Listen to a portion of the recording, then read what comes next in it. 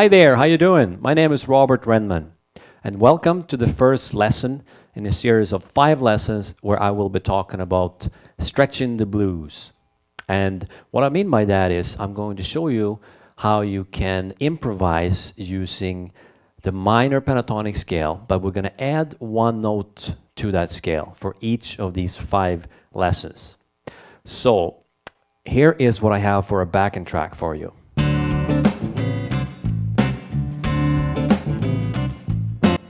It's centered around a D7 chord.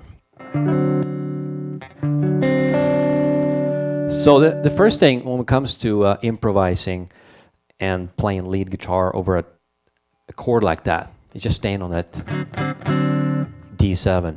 I mean, most people would play the D minor pentatonic. And here is the box 1 that I'm sure you already know.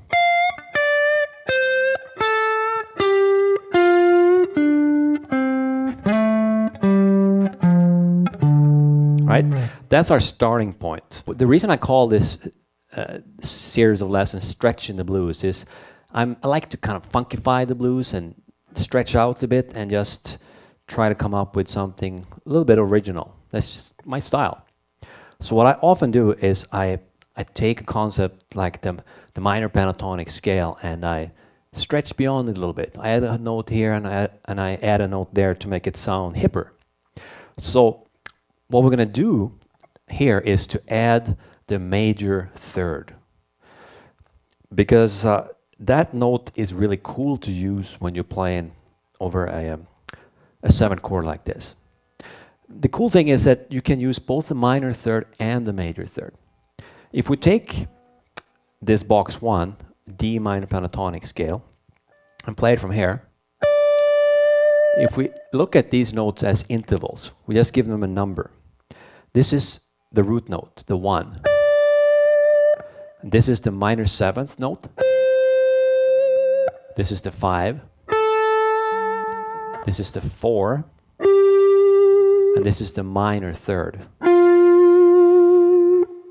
Now the major third is in between the minor third and the 4. Right there. And that is in itself a really cool concept, because see what happens when you go from the minor third to the 4th, you get right a little chromatic move, and that means you can do a lot more now suddenly. So let me show you some examples.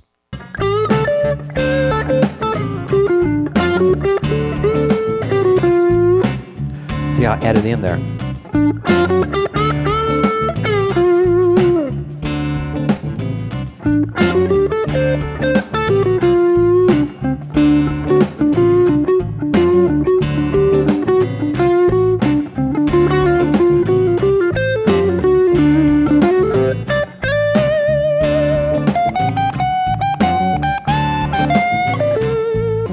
See how it kind of sounds funky, right? It's a cool hip note that you can use anytime you play over a dominant 7 chord. So let me show you a complete lick that I think works really well. I'm going to break it down for you in detail. This is the lick.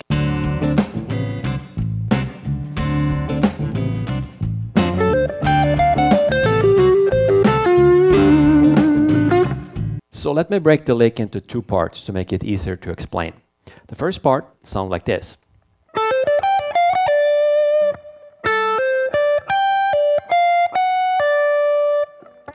So I'm starting on the B string on the 10th fret. I pick the first note and do hammer on up to the 13th fret.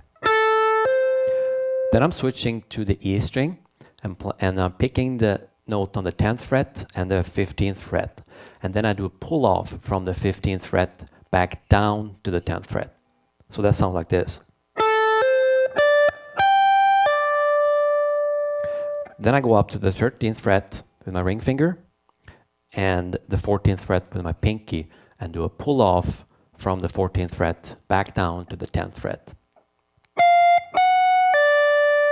So that first part then sounds like this.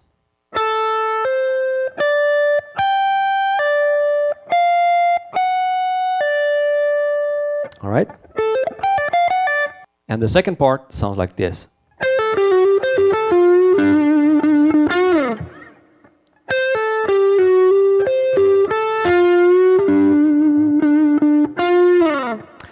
So I'm now on the B string. I'm playing with my ring finger on the 13th fret and do a pull off down to the 10th fret. Switching to G string, and I do a pull off from the 12th fret down to the 11th and then hammer on back up to the 12th fret. And then 13th fret B string again. Back to 12th fret G string. And then up to the 10th fret on the B string. And after that, I play on the 10th fret on the G string, but I'm using my same finger there, the index finger, and sort of catch it. And then do a little bit of a bend, because now I'm on that minor third, but I'm bending it up to that new note, the major third. And then ending the lick with, which is just the D string, 12th fret, and up to the G string on the 10th fret. Right? So we have the whole thing now.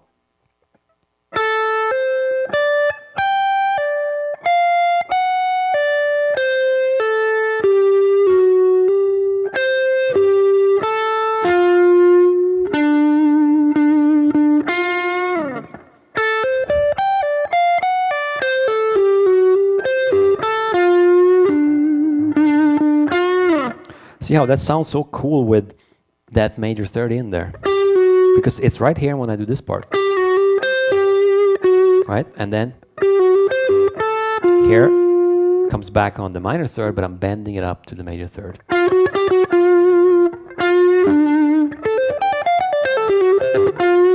You can then practice finding that major third anywhere you know the minor pentatonic scale.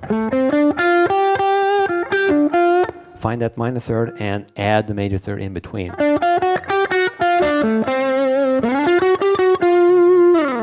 And yeah, enjoy that. So here's the lick one more time.